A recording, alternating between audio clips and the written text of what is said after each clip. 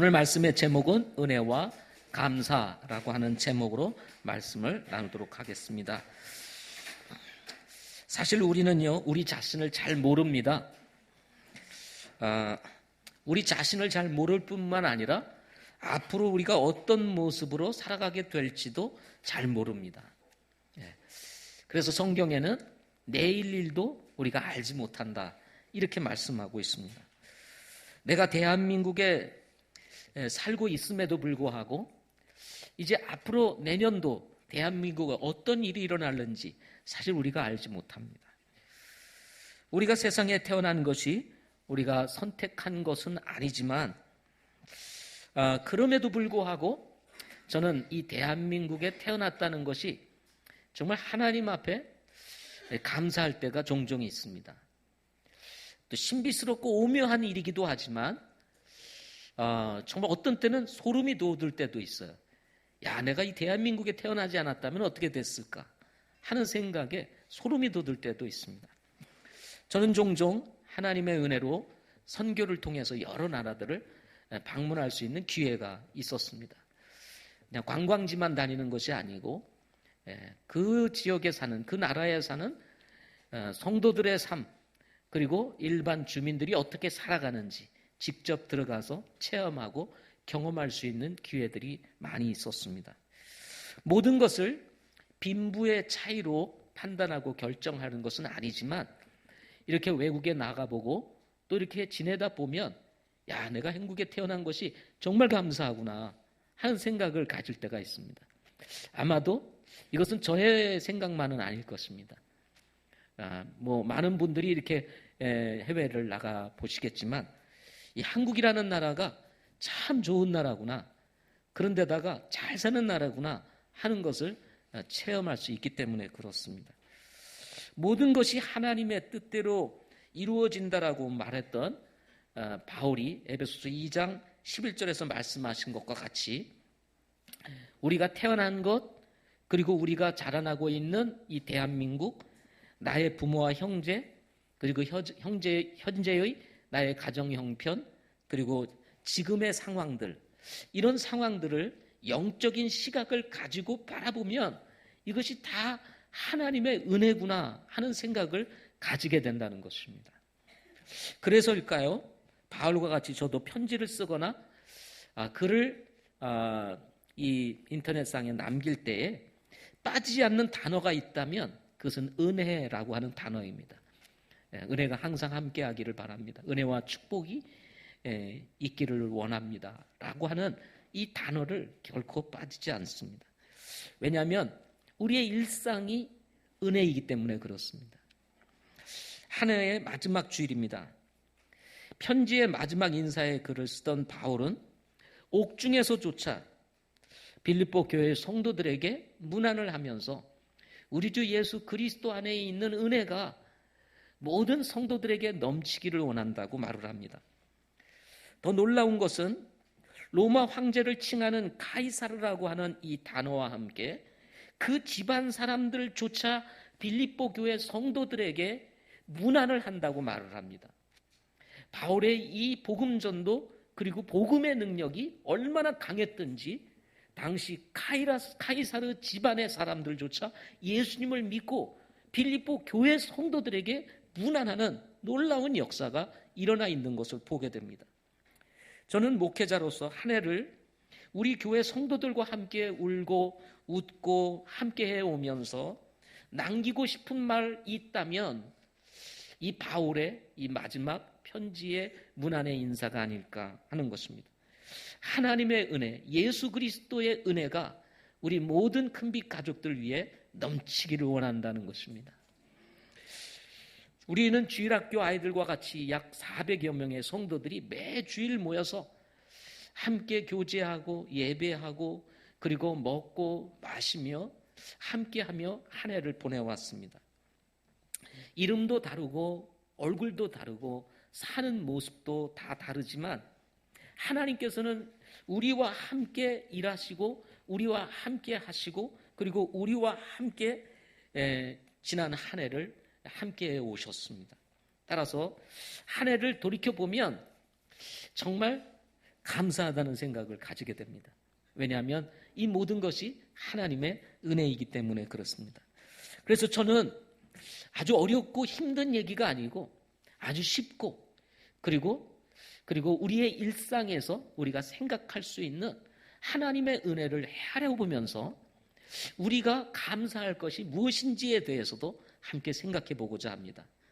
무슨 심오한 어떤 감사도 아니고 우리가 일상에서 느끼고 감사할 수 있는 것 세 가지에 대해서 말씀을 드리고자 합니다. 첫째는 오늘도 살아있음에 감사하자는 것입니다. 오늘도 뭐요? 살아있음에 감사하자. 2018년도 뉴욕타임즈 평론가들이 선정한 책 인생의 마지막 순간에서라는 책을 보게 되면 죽지 않았으면 존재하나 죽으면 존재하지 않는 것이다 라고 이야기를 합니다. 물론 이것은 기독교적인 사고를 가지고 있지 않는 사람이 하는 이야기입니다. 죽지 않으면 존재하나 죽으면 존재하지 않는 것이다. 그러면서 말하기를 이렇게 얘기를 합니다. 죽지 않았기 때문에 존재하기 때문에 고통도 느낀다는 것입니다. 죽지 않았기 때문에 공기도 느끼고 죽지 않았기 때문에 냄새도 맡고 죽지 아니었기 때문에 사람들의 얼굴을 보기도 하고 그리고 그 목소리를 들을 수도 있다는 것입니다. 죽는다면 이 모든 것으로부터 완전히 차단이 된다는 거죠. 그래서 고통조차도 우리가 살아있다는 증거요, 고통조차도 우리가 존재하고 있다는 증거라고 하는 이야기를 하면서 우리가 살아있다는 것 자체가 가치가 있고 의미가 있다고 이렇게 이야기를 합니다. 그러나 여러분 우리가 이렇게 한번 생각해 볼 때 참 물론 존재하는 것 자체가 의미가 있고 가치가 있지만 때로는 존재하는 것에 대한 의미를 찾지 못한 채 삶의 의미를 찾지 못한 채 살아가는 사람들도 종종 있습니다. 그것은 왜 그럴까? 저는 본질적으로 그 안에 하나님이 없기 때문이라고 믿고 있습니다. 하나님이 살아계시고 지금도 역사하시며 그리고 우리가 어떻게 존재했는지를 알게 된다면 여러분 이 존재하고 있다는 것 자체가 얼마나 가치 있고 의미가 있는지 우리가 깨닫게 된다는 것입니다. 왜? 정말 하나님께서 역사하지 아니하면 오늘도 우리가 하루도 존재할 수가 없어요. 그래서 누군가 이런 말을 합니다. 하나님의 은혜가 없이는 우리가 한 발자국도 나갈 수가 없다. 오늘도 잠시 제가 내려가서 말씀을 보면서 참새 2마리가 한 아사로니에 팔리지 아니하지 않느냐. 그러나 하나님께서 허락하지 아니하시면 그 참새도 떨어지지 않는다는 거예요. 이것을 역으로 얘기하면 여러분 하나님께서 툭 치면 우리도 오늘 이 세상을 떠날 수가 있다는 것입니다. 하나님께서 주관하시고 하나님께서 역사하셔서 우리가 오늘도 살아있고 숨을 쉬며 오늘도 이와 같이 모여서 하나님 앞에 예배할 수 있게 된다는 것입니다. 2018년도 우리 1년 동안 한국 땅에서 사망한 사람의 숫자가 29만 8,900명이라고 합니다. 하루에 819명이 사망을 했다고 합니다. 여러 가지 이유가 있을 것입니다. 연세가 높으셔서 이제 술을 다 하셔서 돌아가신 분도 있고 사고로 돌아가신 분들도 있고 또는 여러 가지 질병으로 인해서 세상을 떠나신 분들도 있을 것입니다. 그 많은 사람들이 세상을 떠나는 가운데 물론 앞으로 우리도 언젠가는 이 세상을 떠나야 되지만 그럼에도 불구하고 지금 우리가 살아있다는 것 여러분 감사하지 않으세요? 지금 내가 존재하고 내가 숨을 쉬며 우리 하나님을 예배할 수 있다는 것 감사하지 않으세요? 일반적으로 사람들은 이 자연을 느끼며 사는 것 내가 존재함에 대한 가치를 정말 어떤 의미에서 부여하고 있지만 우리들이 존재함에 대한 이 가치는요 단지 이 세상을 느끼고 우리가 더불어 살아가고 있다는 이 사실만이 아니라 우리가 살아가고 있는 이 현실 가운데서 우리가 살아가고 있는 이 땅에서 살아계신 하나님을 경험하며 살아계신 하나님을 만나며 살 수 있다는 것 자체가 존재의 가치요 의미라는 것입니다. 고통 중에서도 주님을 만나고 때로는 평안 중에서도 주님을 만나고 기도와 말씀 가운데서도 주님을 만나는 이 놀라운 것이 바로 우리가 사는 의미가 아니겠습니까? 숨을 쉬면서도 우리는 하나님을 느낄 수가 있는 것입니다. 하늘을 쳐다보고 그 지으신 창조주 하나님을 바라보면서 하나님을 만나고요. 바람 소리를 들으면서 그 바람 가운데서 세미하게 역사하시는 그 하나님을 우리는 만날 수가 있게 되는 것입니다. WHO는 2012년도 미세먼지에 의한 조기 사망자가 1년에 300만 명이라고 합니다. 미세먼지로. 우리나라가 요즘 미세먼지로 아주 곤욕을 치르죠. 우리도 알지 못하는 가운데 이 미세먼지로 조기 사망하는 사람이 1년에 300만 명이래요. 2014년도는 160만 명이라고 결론을 내렸습니다. 한 해에 먹지 못해서 죽는 사람의 숫자가 10만 명당 1,460명이라고 합니다. 10만 명당 1,460명이 굶어서 죽는다는 거예요. 지금 이 지구촌에 사람들의 인구가 60억입니다. 이것을 계산해 보니까 1년에 굶어서 죽는 사람들의 숫자가 8,760만 명이에요. 우리나라 인구보다 더 많은 거예요. 1년에 먹지 못해서 죽는 사람들이 우리나라 인구보다 더 많아요. 그런데 우리는 잘 먹고 살잖아요. 그런데 가만히 생각해 보니까요, 거꾸로 이런 생각이 들었습니다. 굶어서 죽는 사람이 8,760만 명인데 너무 먹어서 죽은 사람은 더 많을 것 같다는 생각이 들었어요. 과거에는 우리 한국 사람들이 입에서 늘 이런 말을 했습니다. 배고파서 죽겠다. 굶주린 때가 있었습니다. 배고픈 시절이 있었어요. 그런데 요즘은 배고파서 죽겠다는 말보다도 배불러서 죽겠다는 말을 하는 사람들이 더 많습니다. 실제로 너무 먹어서 죽는 사람들이 지금 이 지구촌에 너무 많을 수 있다는 것입니다. 우리는 이런 모양 저런 모양으로 죽어가시는 분들을 주변에서 보게 됩니다. 죽음은 늘 우리에게 이별의 슬픔을 던져줍니다. 물론 우리가 가야 할 길이기도 하지만 그럼에도 불구하고 지금 우리가 살아있다는 것, 우리가 숨을 쉬고 있다는 것, 이 숨 쉬고 있는 순간순간만도 하나님께서 우리와 함께 계시고 있다는 이 사실, 그것을 우리가 느끼며 우리가 오늘도 살아가고 있다는 것, 여러분, 이것은 하나님의 은혜요, 우리가 감사해야 할 것이라는 것입니다. 하늘의 왕국이 놀랍다는 것은 우리 모두가 잘 알고 있습니다. 우리 그리스도인들이 가지고 있는 소망은 주님이 우리를 위해서 예비해 놓은 처소에 들어가는 것입니다. 언젠가는 썩어질 이 육신의 장막을 벗어버리고 그야말로 주님께서 새로 입혀주실 새로운 몸을 가지고 영원한 하나님의 왕국에 들어가는 것이 우리의 소망입니다. 그러나 여러분, 그것이 분명 우리의 소망이지만 반대로 한번 생각해 보십시오. 하늘의 왕국, 하나님의 왕국에 들어가는 순간 우리는 이 땅에서 사는 이 삶을 더 이상 경험할 수가 없습니다. 비록 수고와 슬픔뿐인 세상이지만 이곳에서, 이 고난 속에서, 이 수고 속에서, 이 슬픔 속에서 우리와 함께 계시는 하나님을 만나고 경험할 수 있는 것, 여러분, 이것만큼 가치 있고 의미 있는 일이 어디 있겠습니까? 천국에는 슬픔이 없습니다. 천국에는 수고가 없어요. 그래서 고난 가운데 도우시는 하나님을 만날 수가 없습니다. 천사도 우리를 흠모하는 이유가 뭘까요? 그것은 고난 중에도, 그 슬픔 중에도, 수고 중에도 우리의 신앙과 믿음을 지키며 하나님을 바라봤기에, 천사들이 경험하지 못한 이런 경험을 우리가 가지고 있기에 천사도 흠모하는 것이라고 말씀하고 있는 것입니다. 따라서 여러분, 우리가 살아있음에 하나님을 찬양하고 하나님을 노래하고 그리고 모여서 함께 예배하며 교제할 수 있는 것, 여러분, 이것 자체가 하나님의 은혜요, 우리의 감사거리라는 것입니다. 우리는 매일 나쁜 소식을 들으며 살아갑니다. 교통사고 소식, 테러 소식, 전쟁 소식, 돼지열병 소식이 얼마 전에 일어나가지고 또 돼지 장사하시는 분들이 참 어려움을 겪었습니다. 문 닫는 일도 있었습니다.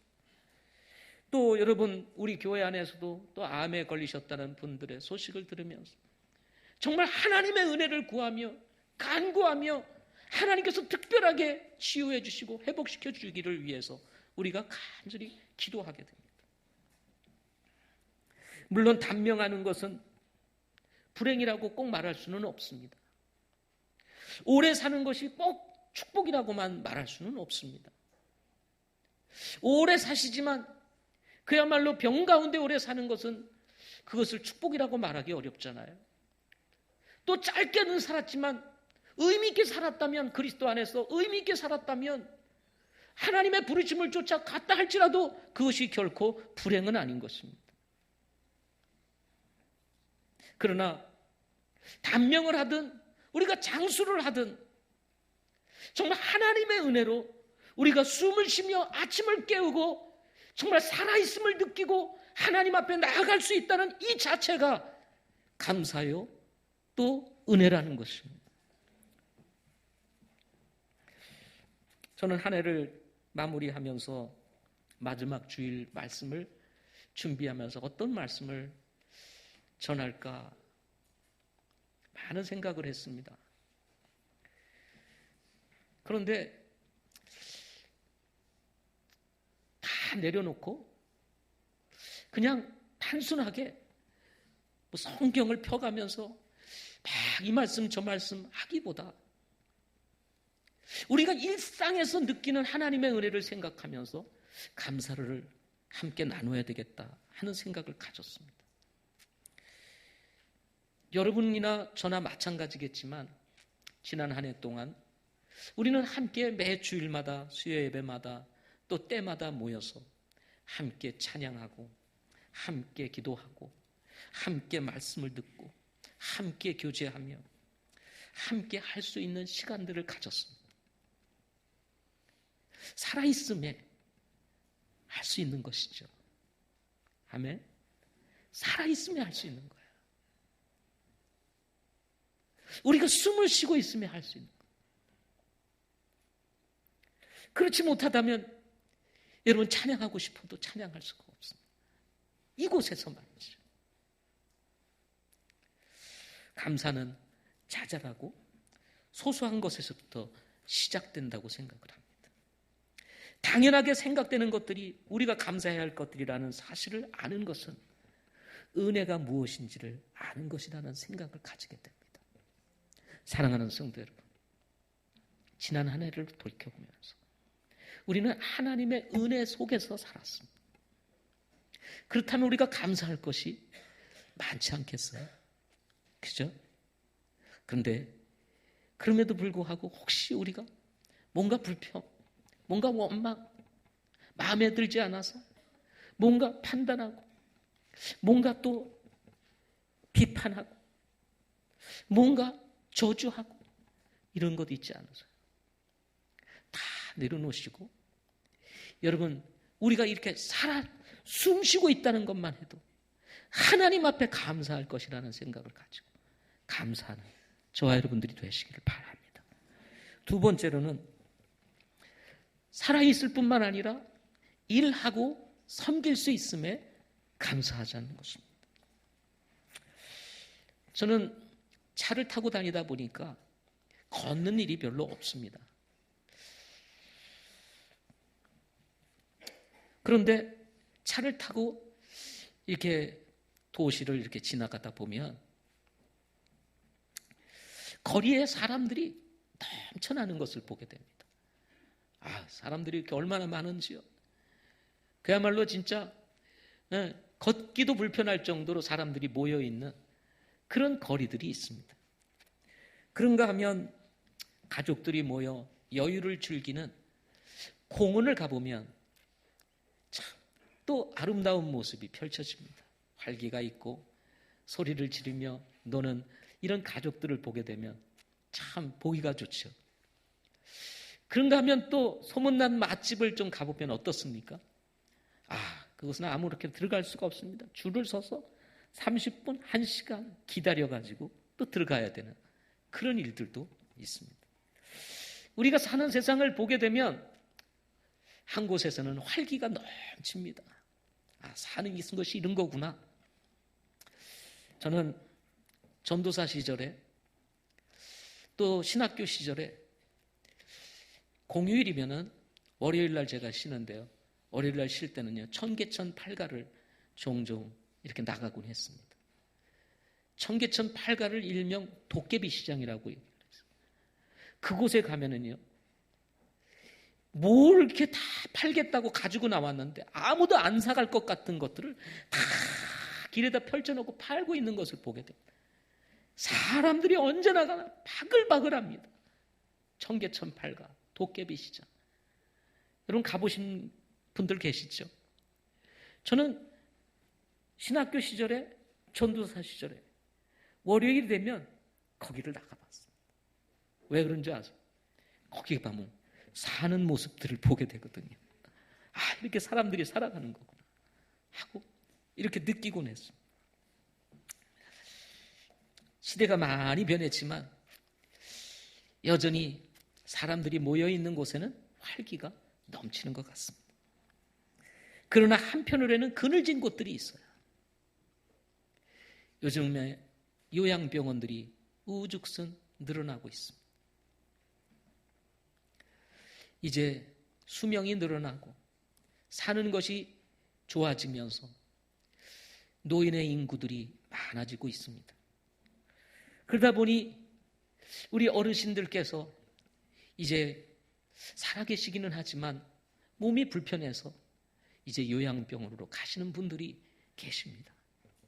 어쩔 수 없는 상황들이겠죠. 젊어서 그렇게 활발하게 활동을 하시던 우리 부모님들 아니십니까? 근데 어느새 연세가 들어서 이제 힘을 쓰지 못하게 되고 이제는 사실 대소변조차도 가르기가 어려우니 이제 요양병원을 가시게 되는 경우들이 생기게 되는 것입니다. 요양병원을 이렇게 가게 되면은 제가 이렇게 신방을 가보지만 한번 들어가면은 나오기가 쉽지가 않습니다.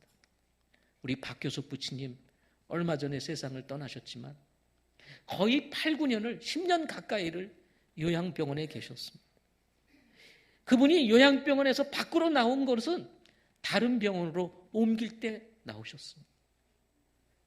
그곳에서 10년을 보내신 거예요. 바깥 공기를 쐬지도 못한 채 10년을 보냈습니다.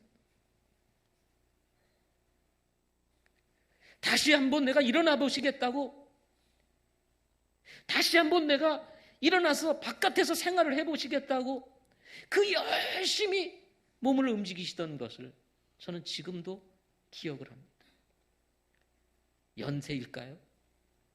그렇게 노력하심에도 불구하고 점점 손과 발이 마비되어져 가시고 어느 순간 침대에 일어나셔서 누우셔서 스스로 일어날 수 없는 상황이 되어버리고 마르셨습니다.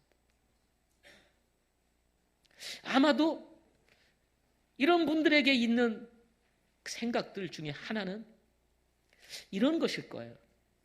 일할 수 있을 때 일해. 섬길 수 있을 때 섬겨. 라는 생각일 것입니다. 어떤 분들은 일할 수 있는 시간에 또 섬길 수 있는 시기에 헛되게 시간을 보내는 분들도 있습니다.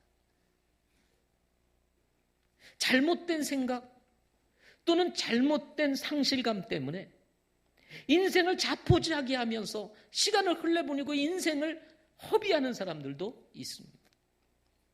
사울 인구가 같이 다윗을 시기하고 질투하느라 왕으로서 살아낼 수 있는, 왕으로서 한 나라를 다스릴 수 있는 기회를 잃어버리고 다윗 잡으러 다니느라고 인생을 허비한 그런 사람도 있습니다. 대만은 어떤 이유에 실족을 했는지 모르지만 신앙을 떠나 세상으로 나감으로 인해서 하나님을 섬길 수 있는 기회를 잃어버리고 말았습니다. 가룟 유다는 예수님의 제자로 명예로운 이름을 올릴 수 있는, 명예의 전당에 그의 이름을 올릴 수 있는 기회가 있었음에도 불구하고 물질의 눈이 어두워서 예수님을 팔아먹는 그야말로 참으로 불명예스러운 이름을 가진 제자가 돼버리고 말았습니다. 여러분, 우리는 지금 어떻게 살아가고 있나요? 혹시나 우리에게 이런 좋은 기회들이 주어졌음에도 불구하고 헛되게 인생을 살아가고 있지는 않습니까? 일할 수 있는 기회, 섬길 수 있는 기회가 있음에도 불구하고 이런 기회들을 잃어버리고 살아가고 있지는 않으세요? 저는 어떤 분은 자신의 어떤 일에 실패감을 느끼고 좌절과 절망을 느껴서 무엇인가를 할 수 있는 용기를 잃어버린 채 그야말로 무능력하게 살아가고 있는 분들도 보았습니다. 실패는 때로 우리의 삶을 망가지게 만들고 우리의 인생을 망가지게 만들 수 있지만, 그럼에도 불구하고 그런 실패를 기회로 삼아서 우리가 다시 일어나서 삶에 도전을 해야 되는데 그러지 못한 채 그야말로 망가진 인생, 무능력한 인생을 살아가는 분들도 보았습니다. 저는 우리 그리스도인들은 그렇지 않은 분들이라고 믿습니다. 혹시나 사탄이 역사해서 우리의 마음을 빼앗아가고 우리의 인생을 빼앗아감으로 말미암아 무기력한 그리스도인으로 살아가게 할 수는 있습니다. 그렇지만 여러분, 절대로 이런 삶 되지 마시기를 바랍니다. 전도서 3장 13절 말씀에 보면 이런 말씀이 있습니다. 모든 사람이 먹고 마시며 자기의 모든 수고로 인한 좋은 것을 누려야 하는 것이 하나님의 선물인 줄 아노라 하고 말씀을 했어요. 먹을 수 있는 기회, 마실 수 있는 기회, 우리의 노력과 수고, 일할 수 있는 기회를 사서 그 수고로 인해서 얻어진 것들을 누려야 하는 것, 이것은 하나님의 선물이다 라고 말씀하고 있는 것입니다. 그러므로 여러분, 우리가 일할 수 있을 때 일하는 것, 하나님의 선물인 것입니다. 이게 은혜인 것입니다. 또 우리가 그리스도 안에서 섬길 수 있을 때 섬기는 것, 이것도 하나님의 선물이요, 이것도 하나님의 은혜인 것입니다. 찬양할 수 있을 때 찬양하는 것, 은혜인 것입니다. 찬양하고 싶어도 할 수 없는 때가 와요. 섬기고 싶은데 섬길 수 없을 때가 오는 것입니다. 일하고 싶은데 일할 수 없을 때가 오는 거예요. 그렇기 때문에 여러분, 일할 수 있을 때 일하고 우리가 섬길 수 있을 때 섬기는 것, 이것이 은혜요, 이것이 감사인 것입니다. 전도서 2장 24절에서 이렇게 말씀하십니다. 사람이 먹고 마시는 것과 스스로 수고하는 가운데 자기 혼으로 하여금 좋은 것을 즐기게 하는 것보다 더 좋은 것은 없도다. 내가 이것을 보니 그것이 하나님의 손에서 나왔도다 하고 말합니다. 우리가 먹고 마시는 것, 내가 하는 것 같지요? 내가 수고하여 얻은 것, 일하여 얻는 것, 이것을 가지고 누리는 것, 이것이 바로 이것보다 더 좋은 것이 없다고 말을 하는데, 여러분, 이것이 나에게서 나오는 것이 아니고 하나님의 손에서 나온다 하고 말씀하고 있는 것입니다. 여러분, 우리가 지금 예배 드리러 왔죠? 여러분, 내가 온 것 같아도 이거 하나님의 손에서 나온 것입니다. 하나님의 은혜로 이루어지는 거예요. 예. 오늘 우리가 아침을 깨우고 숨을 쉬며 예배를 기대하며 우리가 준비하여 이렇게 이 예배당에 와서 하나님을 예배하는 것, 내 힘으로 하는 것 같고 내 지혜로 하는 것 같고 내 능력으로 하는 것 같지만 이 모든 것이 하나님의 손에서 나왔다는 것입니다. 잠시 드라마를 보는데요, 그냥 우연히 이렇게 보게 됐습니다. 한 여자 노숙자가 길거리에 앉아서 뭘 하고 있는데 멋진 한 남자가 자기 애인을 찾으려고 막 돌아다니다가 찾지를 못하니까 이 노숙자에게 물어본 거예요. 혹시 이런 사람을 만나보았냐? 요즘 유행하는 드라마 같아요. 푸른 바다의 전설인가 뭐 이런, 예? 언뜻 제가 이제 봤는데요. 그러니까 이 노숙자가, 젊은 사람이 이렇게 사람을 찾는 걸 보니까 혹시 이제 아내가 집을 나갔나 싶어가지고 내가 여자가 집 나가지 않는 방법을 가르쳐 주겠다. 이렇게 얘기를 하는 거예요. 집 나가지 않는 방법을. 그러니까 이게 지금 이제 사람을 찾는데 일로 와서 앉아보라고 하니까 왜 자꾸 앉으라고 그러냐. 내가 집 나가지 않는 방법을 가르쳐 주겠다. 그래 앉아요. 그러면서 이 노숙자 여자가 이 사람에게 귀를 대면서 이렇게 얘기를 합니다. 있을 때 잘해 하고. 그랬더니 이 남자가 덜컥 일어나가지고 기분 나쁘게 가는 거예요. 그랬더니 하는 말이 뭐예요? 이게 비결이라니까. 이게 맞는 얘기라니까. 이게 비결이야 하고 얘기를 하는 것을 제가 보았습니다. 여러분, 일할 때 일하고 섬길 때 섬기는 것이 축복이요 하나님의 은혜인 것입니다. 일할 수 있는 것도 우리가 감사해야 돼요. 아멘. 여러분, 바쁜 게 좋아요? 덜 바쁜 게 좋아요? 덜 바쁜 게 좋은 것 같죠. 근데 제가 살아보니까 안 그렇더라고요. 덜 바쁘면 딴 생각을 하더라고요. 우리 신앙생활도 마찬가지입니다. 좀 여유가 생기면요, 갑자기 이렇게 휴일이 찾아오면 오늘은 좀 쉬어야지. 그리고 말씀도 덜 읽고요, 기도도 덜 하게 돼요.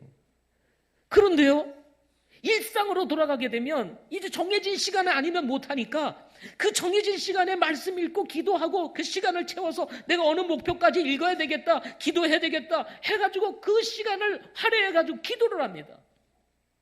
근데 뭔가 좀 공일이 돼서 오늘 쉬는구나. 그러면 풀어져요. 자꾸 풀어져가지고 오늘은 좀 쉬지. 그리고 말씀도 좀 안 읽고 싶은 마음이 들어오고요.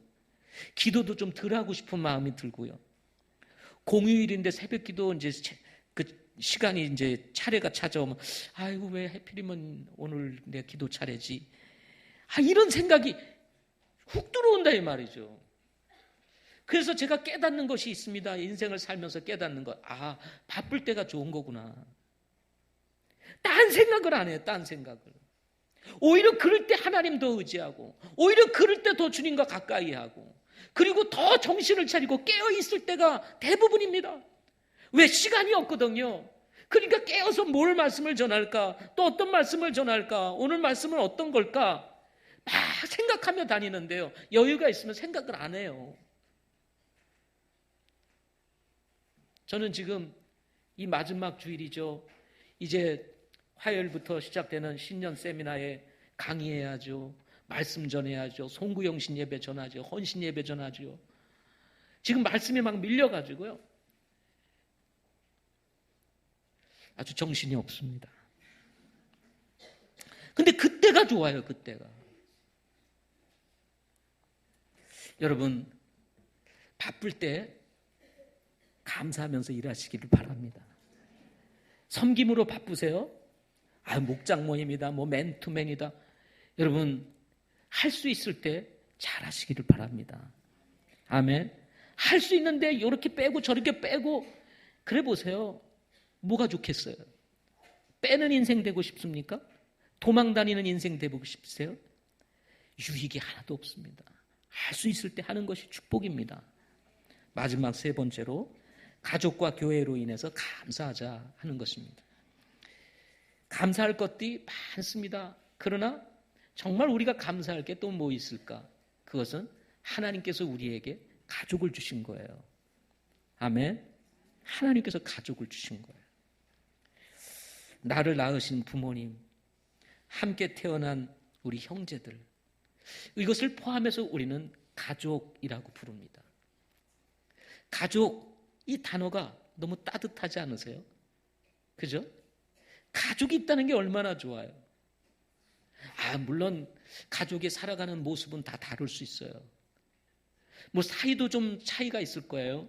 사이가 화목한 사이냐, 아니면 덜 화목하냐, 아주 안 좋으냐, 이런 것들이 있겠지만, 좋든 안 좋든 가족이 있다는 게 얼마나 좋아요. 여러분, 싸울 수 있는 사람이 있으니까 좋은 거예요. 싸울 수 없는 사람도 있다니까요. 제가 종종 이렇게 장례를 하다가 보니까 좀 이렇게 원수같이 지내신 분들이 이렇게 배우자가 돌아가시는 것을 봅니다.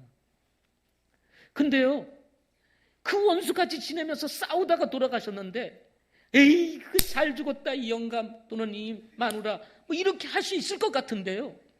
보면요, 그런 분들이 더 많이 울고, 더 울부짖는 걸 봐요. 그리고 다 하나같이 말씀하시는 것이 있습니다. 그래도 싸울 수 있는 분이 있을 때가 좋다는 거예요. 우리 아이들은 잘 모르죠, 아직은. 인생을 뒤돌아봤어. 함께 할 수 있는 가족이 있다는 거, 함께 잠을 잘 수 있는 우리 식구들이 있다는 거, 여러분 감사해야 되는 것입니다. 우리 여기 김대경 집사님이 계시는데요. 뭐 다 아는 일이니까 우리 김대경 집사님은요, 가족이 없이 홀로 자란 분이에요. 중학교 때 예수님을 믿고 구원을 받았습니다. 성서 침례교회를 통해서. 누구들은 가족의 후원을 받아가지고 부모들의 그 정성과 섬김을 통해서 학교도 다니고 다 했는데, 우리 김대경 집사님은 혼자 학교를 다녀야 되고, 그야말로 물론 주변에서 도와주시는 분들이 있기는 하셨지만 정말 혼자서 살아가야 했던 분이셨습니다. 정말 그 이야기를 우리가 간증을 통해서 과거에 한번 들어봤지만 눈물이 없이는 들을 수 없는 그런 인생의 간증이었습니다. 그런데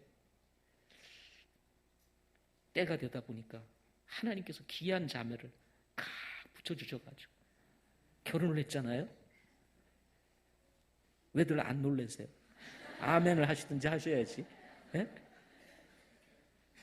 그래가지고 결혼을 했는데, 결혼을 하니까 뭐가 생겼어요? 가족이 생긴 거예요. 가족. 장인어른도 있고 장모님도 있고 처남도 있고. 이게 얼마나 좋은지 아세요? 장모님 장인어른 괜히 계셔가지고 그게 아닙니다. 그게 얼마나 좋은지. 있는 분들은 몰라요. 근데 대경 집사님과 같이 그런 부모님도 없이 이렇게 살다가 이 부모님을 만난다는 게 이게 얼마나 좋은 건지 아세요? 그러다가 이제 자녀를 둘 낳습니다. 예레미야하고 태찬이를 낳는데 얼마나 이뻐하는지 몰라요. 네. 제가 창세기 공부를 하면서 늘 얘기하듯이 자기 아이가 다가 아니잖아요. 그죠? 우리가 다 가만히 객관적으로 살펴보면 더 잘났고 더 멋진 아이들이 있어요, 없어요? 있잖아요. 그런데도 그렇게 좋아해요. 네. 무슨 행사를 하면 맨 앞에 와서 사진 찍습니다. 맨 앞에 와서. 네. 남다른 거죠. 가족이 없다. 가족이 생겼습니다. 가족이 있는 사람이 가족을 갖는 거하고 가족이 없는 사람이 가족을 가지는 거하고는 다른 거죠. 사는 모습이 달라지고 풍경이 달라졌습니다. 한 번은 우리 한 형제가 이런 말을 하는 것을 들었습니다. 목사님, 제가요, 이제 자녀가 이제 우리 둘 아이가 있는데 어려요, 다. 근데 한 번은 자신이 이 세상에 없다는 생각을, 이 자녀를 두고 자신이 이 세상에서 이제 쉽게 말하면 죽었다 생각을 하니까 눈물이 나더라는 거예요. 이 자녀들을 두고 내가 떠난다는 게 이게 받아들여지지 않아서 눈물이 나더라는 거예요. 저도 마찬가지입니다. 저도 이제 가끔 그런 걸 생각해 봐요. 내가 우리 가족을 두고 떠나야 되는구나. 그런데 그게 감정적으로 쉽지가 않습니다. 내가 우리 자녀들을 두고 가족들을 두고 떠난다는 게 이게 감정적으로 쉽지 않아요. 물론 그때가 되면 감정적으로 정리가 될 거예요. 아마 나이가 들면 이게 정리가 되는 모양이에요. 근데 지금은 그게 안 되는 거예요. 여기에 우리는 믿음의 형제 자매들이 있습니다. 믿음의 가족들이 있어요. 또 이 믿음의 가족들을 우리는 형제 자매라고 말합니다. 여러분 맞죠? 우리는 가족이죠? 우리 가족이죠? 자, 옆에 계신 분들 한번 보십시오. 당신은 나의 가족입니다 하고 얘기해 보세요. 네.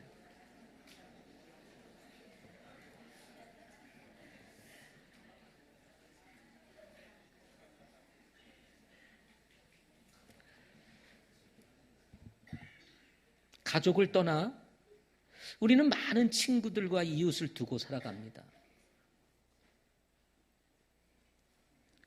정말 친한 친구도 있고요.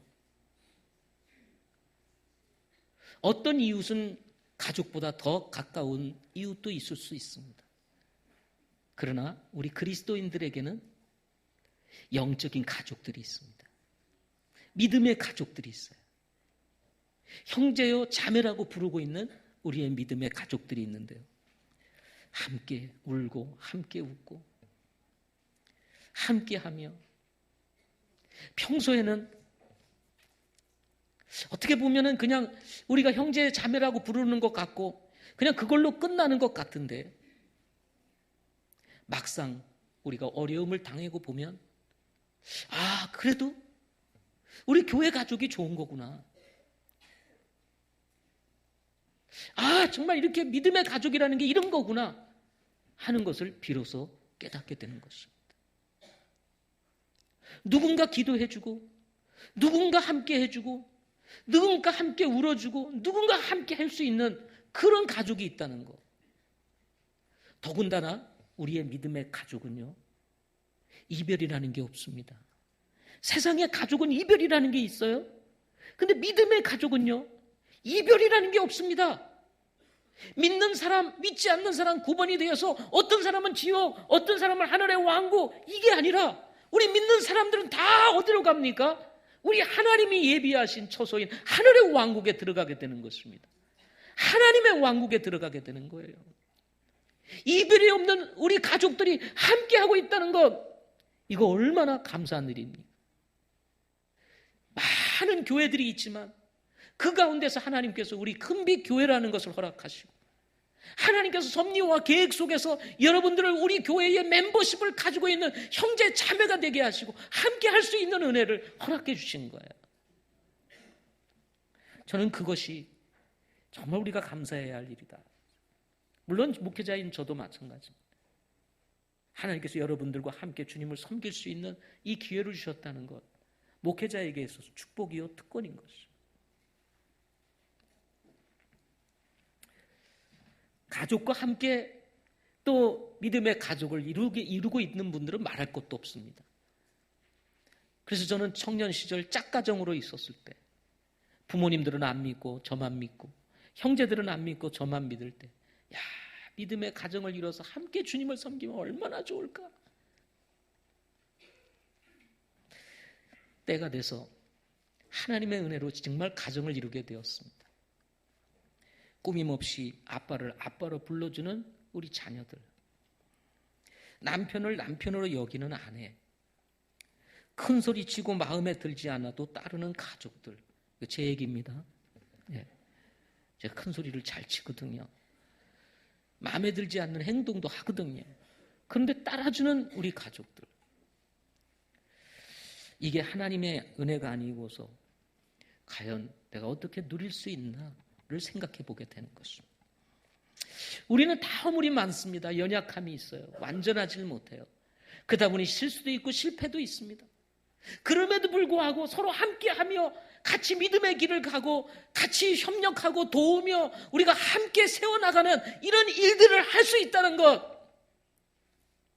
이것이 하나님의 은혜라 이렇게 말할 수 있는 것입니다. 이런 축복이 교회로 인해서 시작이 되는 것입니다. 여러분은 무엇을 감사하고 있나요? 여러분은 한 해를 어떻게 보내고 있습니까? 여러분은 마지막 주일을 보내며 사랑하는 사람들에게 무슨 말을 남기고 싶습니까? 이제 이틀밖에 남지 않는 2019년입니다. 이 19년들을 마무리하면서 여러분의 사랑하는 사람들에게 남기고 싶은 말이 무엇입니까? 저는 바울의 말을 그대로 옮기고 싶습니다. 우리 주 예수 그리스도의 은혜가 우리 모든 큰빛 가족에게 넘치기를 원하노라 하는 것입니다.